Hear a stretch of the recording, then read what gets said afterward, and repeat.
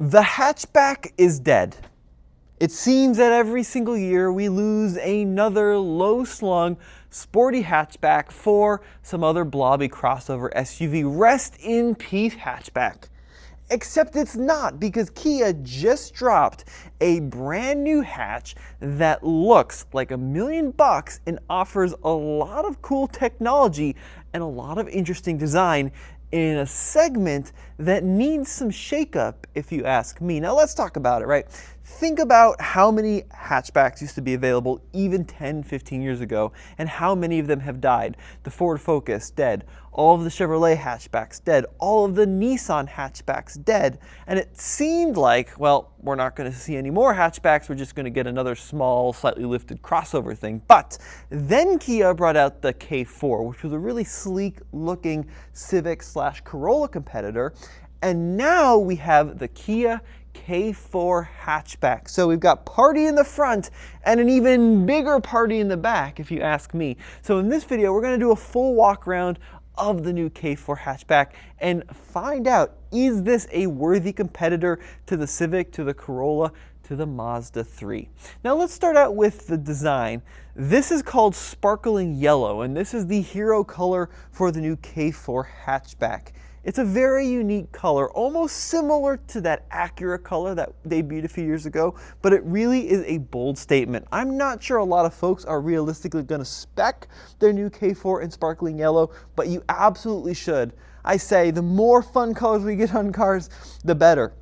Now this front end design is very characteristic to what we see on other Kias, with this super unique, bold turn signal pattern outlined in orange here. And then what's cool about that is it extends through this little brushed strip all the way out to the other side, and then that's met with some piano black accents on the bumper and then more brushed silver on that lower front lip. Now this K4 is going to be available in several different configurations. This one we're looking at is the GT line. Now this isn't a full-blown crazy Golf R killing GT, but my hope is, Kia, please bring out a full-on GT with the Elantra N engine. That would be so unbelievably cool, because I think the design of this car as a standard GT line is already pretty neat, but imagine if they put an insane 270 horsepower engine underneath the hood. Now, coming down to the wheels here, we've got a gloss black wheel design, and this is going to be an 18-inch wheel on this GT line with this kind of geometric pattern. And then the most refreshing thing about this car is it's not some blobby lifted thing that has cladding tacked onto the side. Look at this, no cladding, just a thin bit of trim all the way down the side, and then this really unique character line. And what they've done, which a lot of other hatchbacks and crossovers have done over the years, but which I absolutely love, is they've actually hidden the door handle. So you got your front door handle here, but there's no rear door handle where you'd expect it, and that's supposed to give the car the profile of a two-door. They've actually put the rear door handle here in what is essentially the C-pillar. Now, what's interesting about this is it's very standard K4 in the front, but you'll notice it's missing quite a lot of car in the back, and that's because this thing is a full 11 inches shorter than the standard K4 sedan.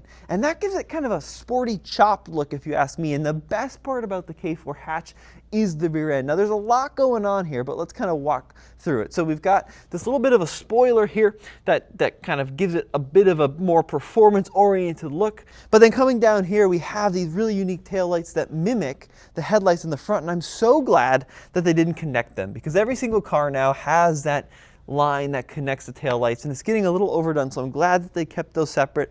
Then we've got a body colored and a gloss black bumper back here, and then I think this is a cool little subtle nod to some performance. So we've got these streaks which appear to be only fake and non-functional, except the middle one here is actually going to be a reverse light, which is kind of a cool little touch. And then another thing I do have to give Kia credit for is there are no fake tailpipes. In fact, there's no visible tailpipes whatsoever, which, you know, would be cool to have a set of quads back here, but obviously this is just a GT line, not a full-blown GT, and clearly having no tailpipes is better than having faux tailpipes. Now here's a question. This is a brand new car, my first time laying eyes on it, and I have exactly 45 minutes with it. So I don't know how to get into the trunk. So we're gonna see if we can figure that out in real time. Oh, it's easy. Little button down there, lift that open, and there we've got the trunk space. Now, pretty low liftover height, which I think is really, really nice. And then let's see if we've got anything underneath the floor here. Oh, yes.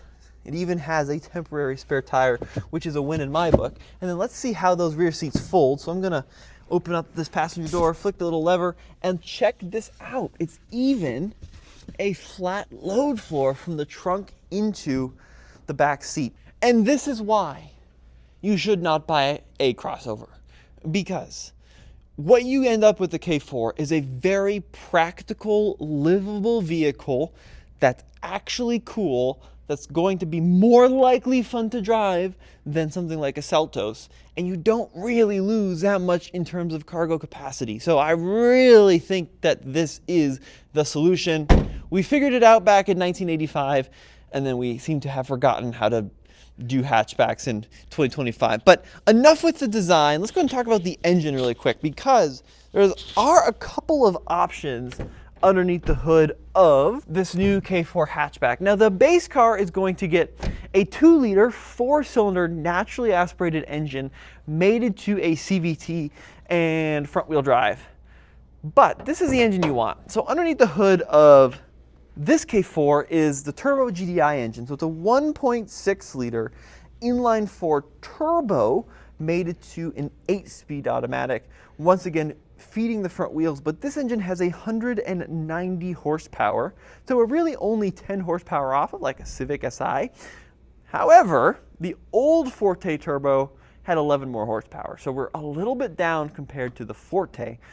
However, once again, I think that this could be kind of a cool little warm hatch. Now, I'm not going to claim that this is a full-blown hot hatch, but you know, it could have some sporting potential. We don't have 0 to 60 times quoted yet, and it is going to be a front-wheel drive only car. So some other vehicles in this class, like the Mazda 3, you can get in all-wheel drive. The K4 is going to be front-wheel drive only for the time being. But let's go ahead, hop on in the inside, and see what the interior has to offer. So some cool things you're going to notice right off the bat. First of all, these seats are pretty funky. So in this particular K4 in sparkling yellow, we have a contrasting white and black seat with a premium seating surface with GT line kind of embossed there in the backs of both of the front seats. And that white and black trim continues across the center console here, where you're going to find a little bit of white accents, and then even here in the steering wheel we've got the white airbag. But what I like about this is it lightens up the interior, but then you don't end up with a white steering wheel rim that's going to get all funky and gross. Now, this steering wheel is less of a wheel and more of kind of a square, so it's got flat top and bottoms within the curvature on the side. So it's not quite as aggressive as like a C8 Corvette, which I love, because I think that's, no one wants to hold a square when they go down the road, but it still is got some added design there. I'm going to open up the sunroof here. Now, one thing that does concern me a little bit about this K4, so I am 6 feet tall. I weigh 110 pounds soaking wet.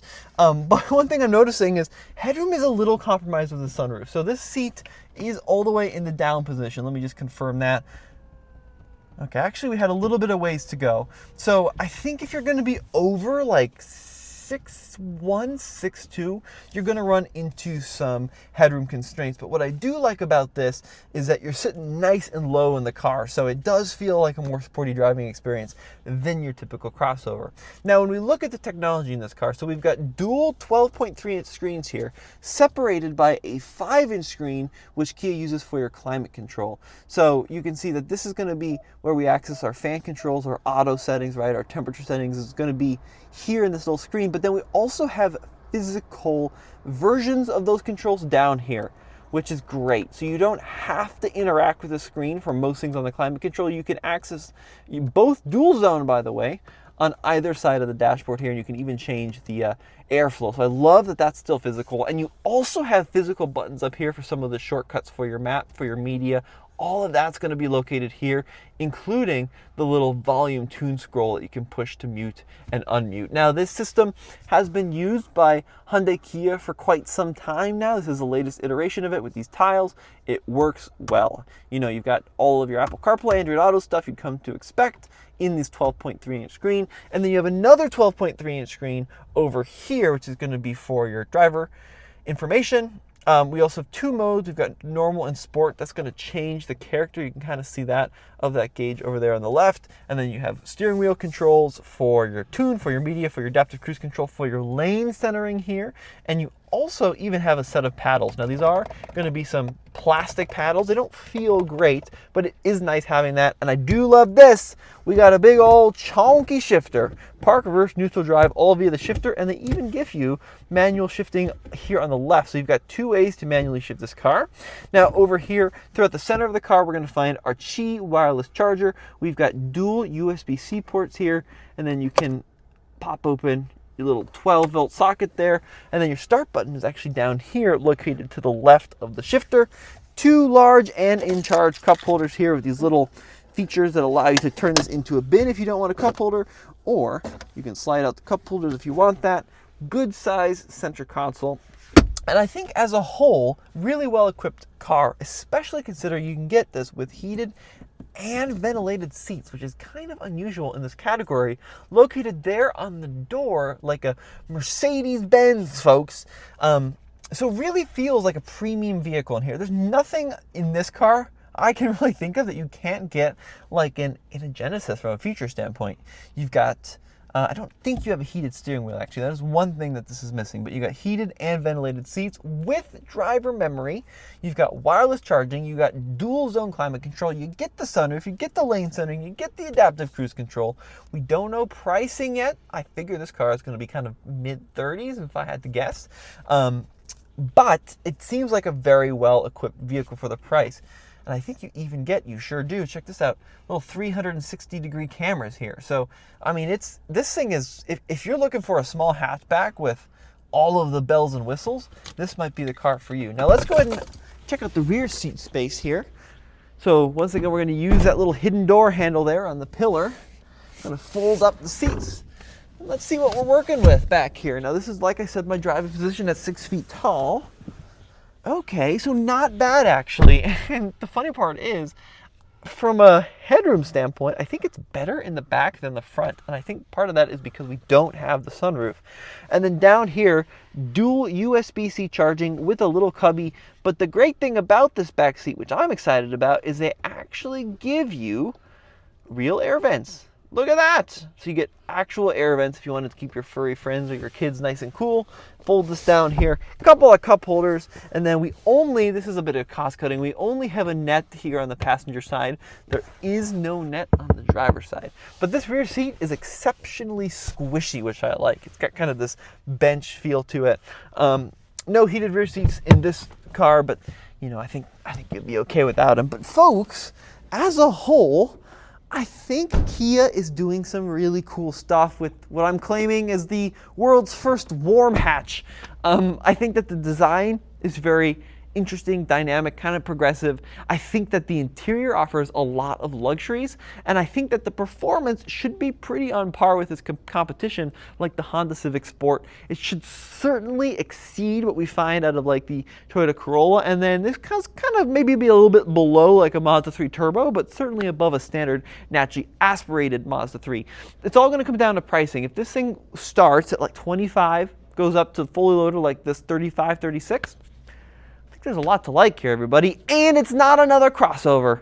Wahoo! So big credit to Kia for making this happen, and a huge thank you for them for flying me and producer Zach all the way out to Detroit, Michigan to check out the new Kia K4. And as always, head over to alltfl.com. We got more videos for you coming soon.